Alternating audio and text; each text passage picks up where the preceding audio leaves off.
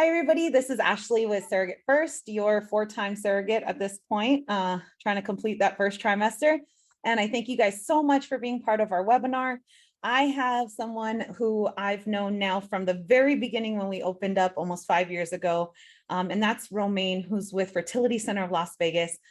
We have worked with them from the very first year, and they are amazing, probably one of the highest success rates I see in the country, great communication. And I thought, who better than Romain to be able to share about the process for intended parents and surrogates. He is a case manager. You will tell by his accent that he is from France, an intended parent himself, and he's been in the industry for 5 years and definitely probably one of the best in the customer service side of infertility and IVF clinics. My clients, whenever they need him, he's available. He answers emails quickly. He solves problems.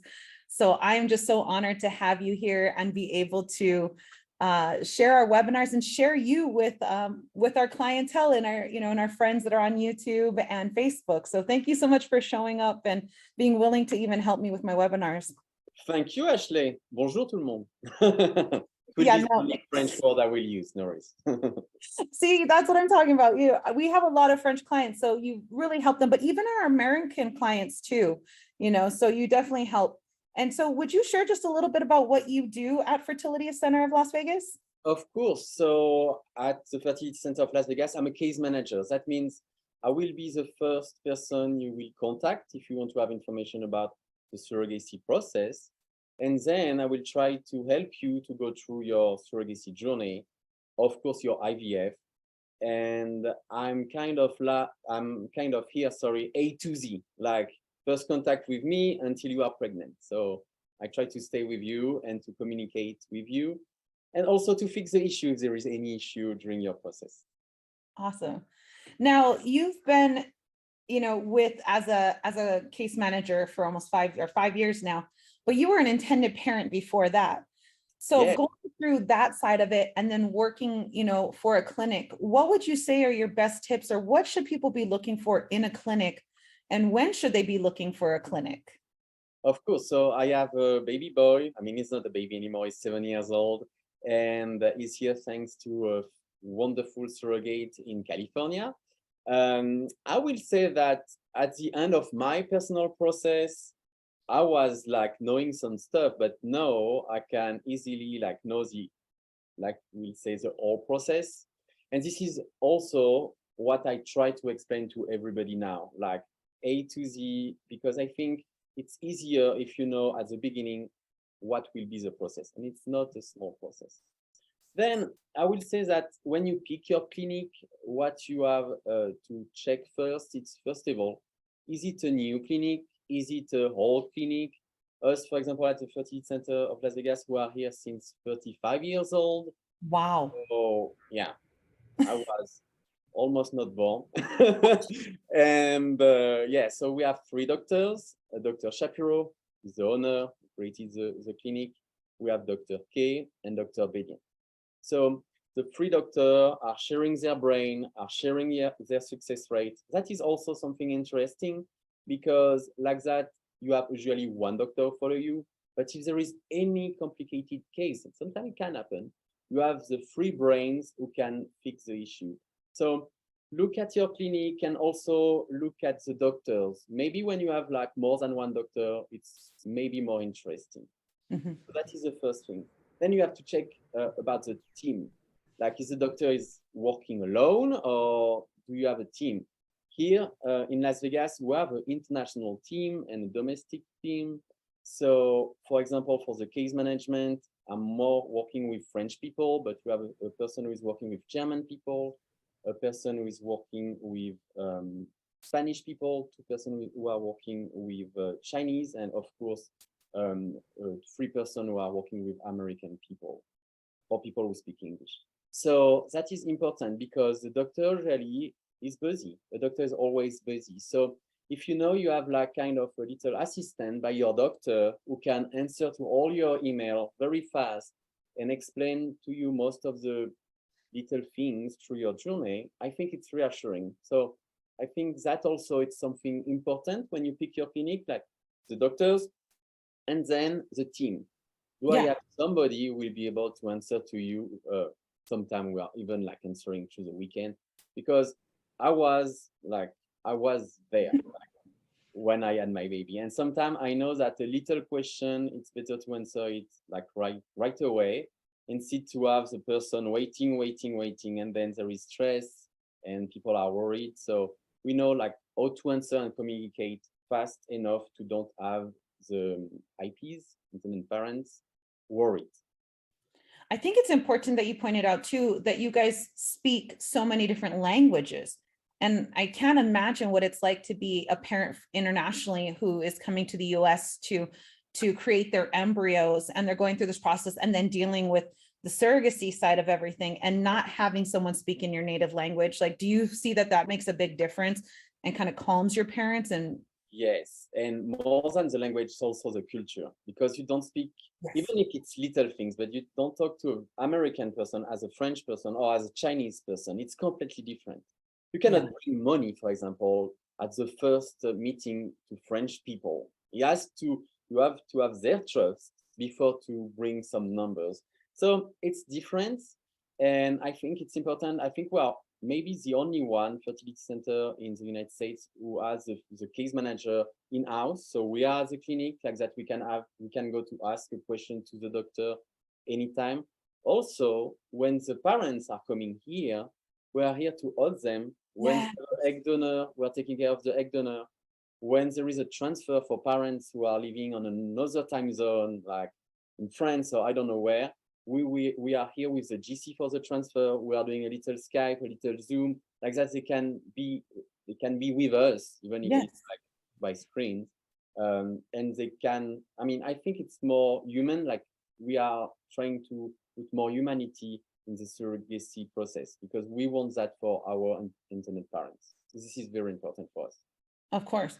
And I have to say, even though you specialize with the intended parents and in the French division, I think all of our surrogates have loved you when they've come into contact with you. They've loved all of the coordinators. So you guys are very personable and kind to them too, not just, oh, this is my client, the intended parents, but you treat the surrogates too with respect and care. And they are scared too, because I mean, there is of course the parents, but the surrogate sometimes it doesn't know she doesn't know what is like a transfer until the day of the transfer.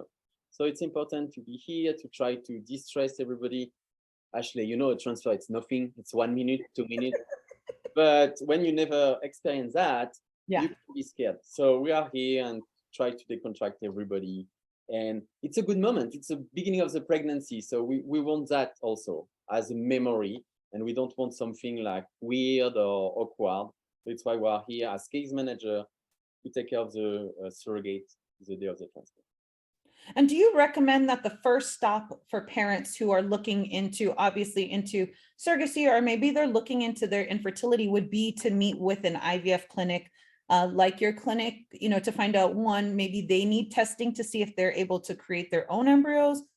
Do you think that's the first step, is to, because surprisingly, I have parents call me and say, we're looking at surrogacy, and I'll ask, you know, have you went, you know, to an IVF clinic? Have you been tested? Is there a reason why you're wanting a surrogate? Because I personally feel that surrogacy should be the last resort, just because of the cost and the process.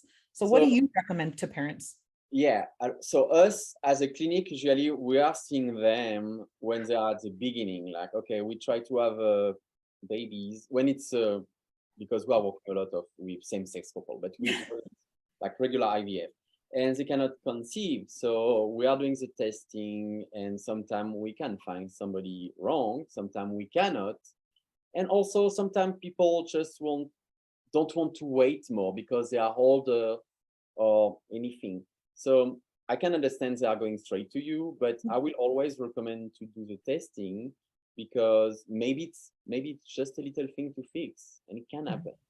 But sometimes, and in this new generation, and also COVID, people want like a family fast because they don't wait. And it's right that sometimes surrogacy is the easiest way and the faster way. Yeah. But always takes testing, because we will always also try to use their own eggs, so to do a regular IVF, and then we will transfer the embryo in a surrogate. but it's always great to start with testing in a fertility center or with your regular OB. Now, if you can't produce your own gametes, or if you are in a homosexual relationship as men, do you guys help with the finding of egg donors? Or so at the Fertility Center of Las Vegas, we have our own egg donor database. It's not a big database, but we try to help the parents with donors who are living in the area of Las Vegas. Why? Because like that, it's less expensive for them. Technically, you could use an egg donor everywhere, almost in the world, but you'll have to pay for the travel, you will have to pay for the accommodation when they are here for their cycle. So we try to have like a non-expensive way. So we are recruiting egg donor in the area of Las Vegas. The egg donor can be egg donor up to 6 times. So we have a really little database, but it's a nice database. So we always show this database after the first consultation. We also want the parents to see this database like the sooner as possible, because it's not easy when you are on an egg donor database. Like you have all these profiles, all these pictures, look like a meeting website. What I know, it's weird. So dating site. yeah, like I like the parent to see that very earlier, like that they can like be used to, and then when it's time to use the egg donor, they know to do it and they can move forward fast. We don't have a sperm bank, but we are working with a lot of sperm banks, so we can get more easily. It's easier to have sperm. Also, for now we have fresh egg retrieval, so it means we will do the fertilization. I'm going a little bit more far in the medical part, but we will do fertilization with fresh eggs. It means you pick your donor, we schedule your donor for retrieval, so she will have medication for 2 weeks, and then we will go to take the eggs, and the day we take the eggs, we put the sperm inside. We don't freeze the eggs of the donor. Oh, okay. And is that a higher success? Do you find that to be? Yes, even if with IVF it's changing like a lot. Yeah, so it's better to do that because we can find millions of spermatozoids. So it's why we are usually freezing the sperm, because when you freeze the sperm, even if some like die in the process, you have still like millions available. When it's about eggs, you have less eggs. You don't have millions of eggs. If you have 10, 20 eggs, you are very happy. So we prefer to don't freeze the eggs, because if we lose 20% of the eggs, it's already a lot of eggs. So do that like straight after the retrieval. And how long does that process normally take? So if, say we've got the egg donor or they're using their own gametes, how long does that process normally take from the time of deciding to move forward to actually creating of embryos? So if things average, we know how things work. It's pretty fast. Usually it's in 3 months, you can have your embryos. Why in 3 months? It's faster to have embryos, but usually you pick your donor, we have to schedule your donor. Sometimes there is some paperwork, but between the time you decided to move forward with yourself or to pick your donor, you have 3 months.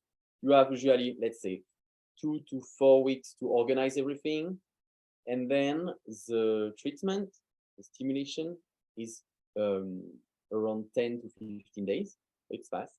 Then you have 1 week to create the embryo. And sometime, and we can talk about that, the parent decide to test the embryo. We call that PGT-A testing. So that is maybe adding 10 days to have all the results. So usually, let's say 2 to 3 months to have embryo. So this part is very easy and it's pretty quick.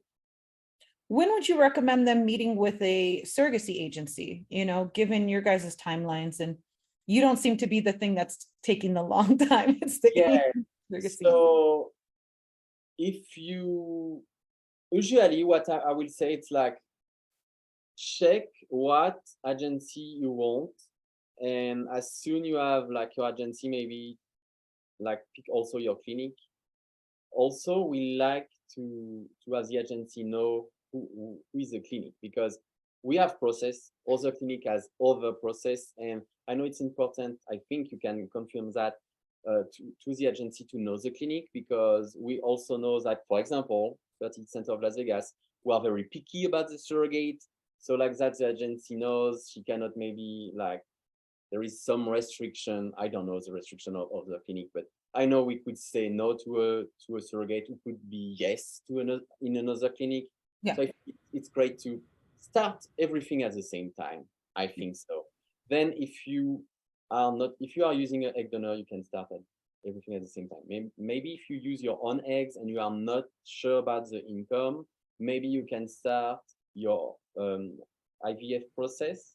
Make sure you have embryos available to transfer, and then go to the agency. But with you, it's easy. You can go on the waiting list, and you know, and so yeah, everything at the same time, and you are fast to find a surrogate. So I think it depends also of you if you prefer to have the embryos, but I think we're on the same page on that.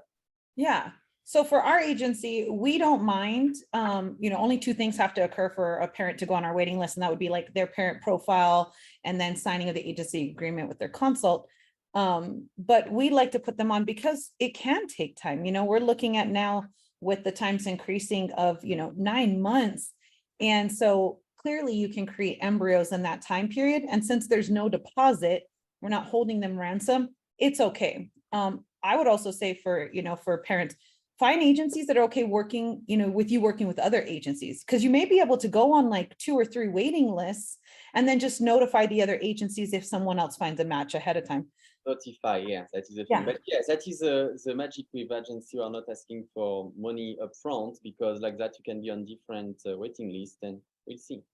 Also, if you are very specific about where you want your surrogate, maybe like start with the agencies before the clinic, because if you want a surrogate who is living in this state and in this county, good luck. So I know you can find surrogate everywhere in the United States, which is great. But if you are very specific on the city where lives the surrogate, maybe like go to the agency first and then make your embryo. We always tell parents too, like when they're working with your clinic, like don't worry about the medical side of it. So you don't need to choose the age and the BMI or the medical history. The clinic is educated on that, and I can tell you they're stricter than the ASRM guidelines. So if they say she's good on that, and don't worry, like you make sure you line up on like termination status, communication, the relationship, and COVID vaccination status, like those are the important things for you. If location is important, but the medical side, like I can guarantee they're going to be stricter than you. So yeah, no, that is important. It's also why the partnership, like the clinic and the agency, you have to check both of them, because you have the medical part, and as you said, we are very strict. And then you have the logistic part, and that is the all work of the agency and the communication and explain everything. Yeah. So we love to work with you guys, because we know there is good communication, and we are the team of the IPs, because at the end of the day, they pick us, but then we are working a lot in the background together, and nobody knows. I mean, the parents don't know that we are working on this, on that. There is a lot of email. They never know. It's a lot of work behind the scenes to try to make it. It's like a Las Vegas show where you're like watching it and it looks all like nice and perfect, and you don't see the people running around in the backstage. What are some tips you would have for intended parents when they're looking for a clinic? I know you shared some of the importance of what to look for, but do you have any recommendations for them, maybe about their expectations or things that can help them? There is 2 things. First thing, also the price, because that's it's important. Check the price. We are offering like usually us package like that, like at the beginning, how much you will pay, even if something happen, even if you have like a second transfer, you know exactly what you will pay. So that is important. And then I think it's just the connection, and that is for everything. Like if you think you have a good connection, and you think the person in front of you will be able to help you through your journey, just go. And I think it's the same thing with agencies, because we can find like 50 clinics maybe and 50 agencies. And I think we will do maybe the same job, but the communication and the connection, it's more than all this medical and logistic. Yeah. And it's better if it's handled by people who are here for you. And I can attest to that. We've had a recent journey where we have no communication with the clinic. They refuse to communicate with us, but there was a mix up on the IVF calendar. And so we're trying to get clarifications like, hey, we've never seen this medication be prescribed. We had no background on why it's being prescribed, so we're like, hey guys, like, is this correct? Is this going on? And it's so nice to know that when we're working with you guys, if there was an emergency and we could send an email, we could send a call, we would find that out right away before there was any mistakes, or any kind of questions. And also a humbleness with you guys that if we ask like, hey, can you explain this? Or like, because we're going to have clients that we need to explain it to too, but that you guys are more than willing to explain things to us so that we can then share that too and support you guys on that process. So I know for us, it's gold because we care about the parents, we care about these embryos and the surrogate. And so sometimes when we don't have that good communication, it's a worry that like we may lose an embryo or we may have a failed transfer. And it's not that the clinic's not educated, but sometimes you need another pair of eyes. And sometimes it's nice to have someone who's from the outside go, okay, wait, are we good on this? Yeah. No, it's important. And Yeah. we prefer like too much communication that's not enough. And Yeah. I know, and we have a case together. And I sent the email to the IP saying, okay, we'll do that with your surrogate. And they said, oh, we know because 5 minutes ago the agency told us. So it's like, and I'm okay with that. I'm okay with that. They will have 2 emails and they will know perfectly. And we're always here and in your language, because when it's about medical, sometimes good luck to understand something which is not your language, it's a complicated word. So I'm always here to educate and educate myself because there is also a lot of things I didn't know before it happened. So I'm asking the doctor to understand everything, and then I can explain to the parents, this is what happened. And it's normal. There is a lot of things that can happen. I think 30% of our transfer are postponed because we want something with picture perfect before performing. So it's how we are working. Our goal is every time to think about a baby who will be here healthy with a happy surrogate and happy parents. If we know we don't have that, in this case, we prefer to postpone. Sometimes there is frustration. Oh, why we have to wait again? But at the end of the day, you will have a beautiful baby and you will stay like 24 hours in the hospital. This is what we want. Oh, of course. And now to also say that on the surrogate side, I know we've talked about the intended parent side, but you guys have very open hours. You really help to work around a surrogate schedule. Yes. So we are a clinic. We have a lot of staff in the clinic, a lot of MAs, a lot of nurses. So we are able to be open Monday to Saturday. So that is great. And usually we are planning all the ultrasound and the blood work between 6 and 10, I think, or 11 for the GC. So like that, if you want to come before to go to work, we are open and very early in the morning. We are always, we try to help everybody, even if it's just for screening. We try to schedule that when it's better for everybody. Like sometimes it's a Friday because it's better to do that before the weekend. So I think on that, we have also this customer care because we know being a GC, it's already a huge investment. So we don't want to have like crazy journey with like, oh, you have to be here at this time, or no, we are canceling your schedule. No, we try to help everybody because it's already a huge investment for the surrogate, and we want like to make her proud and to help her. We just don't want to close the door saying, no, if it's not this, it's no. Well, and that helps too, because, with the days of COVID and then after COVID, flights have been getting canceled or delayed. And so having a clinic, I think that's a great point. Having a clinic that is willing to work around that, obviously not, just someone who's being irresponsible, but you guys are willing to work with someone if a flight gets delayed or if a flight was canceled or, things like that. So that's definitely appreciated, not only by the surrogate, but the parents, because that additional cost of the delay, you know, it could cost them. So yeah, checking what the flexibility of the clinic is if there was a missed, you know, appointment or a late appointment or things like that due to, you know, circumstances outside of the surrogate or parents. It's true. Well, it's less like that hopefully now, but it's true. Like during COVID, it was like, oh, my flight is canceled, or even with the parents who are coming here for sperm collection or things like that, you have to be able to, oh, it will be a Saturday morning. Okay, we will find a way to accommodate, to work with that. Like it's, yeah, I think we have enough staff to be able to do that. And that is, I think it's a good point for us. Awesome. I think you've given us a lot of like good tips and, you know, knowledge, and I appreciate you so much for that. If someone wanted to get a hold of you or Fertility Center of Las Vegas, what is the best way for them to get a hold of you? Or I think our website, Mhm. fertilitycenterlv.com.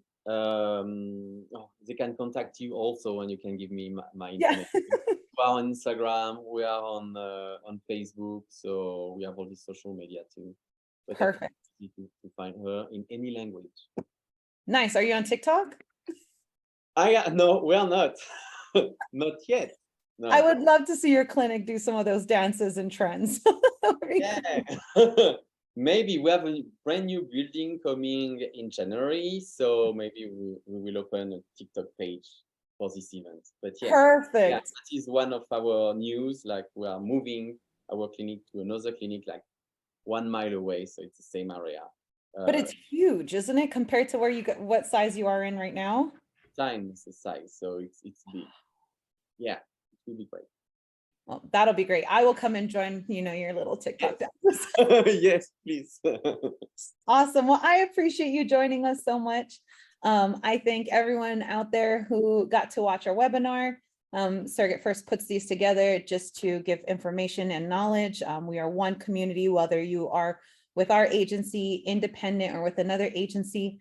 We are always available to answer questions, even if you are not a client of ours. So you can always reach out to Ashley, ASHLEY, at surrogatefirst.com, or you can visit our Facebook page or any of our social medias. If you want to watch this video in entirety, you can visit our YouTube channel where we will have that up too. We will be having another webinar next Friday, and we try to do these every Friday to bring that knowledge. If you have questions about Fertility Center of Las Vegas, or you'd like to get in contact with them, you can reach out to our Facebook page or any of our social medias, or even to info, INFO, at surrogatefirst.com, and we can get you the exact contact information for the clinic. So I appreciate everyone being here, and thank you so much, Romain. I definitely appreciate all of your time you've given us. Thank you so much.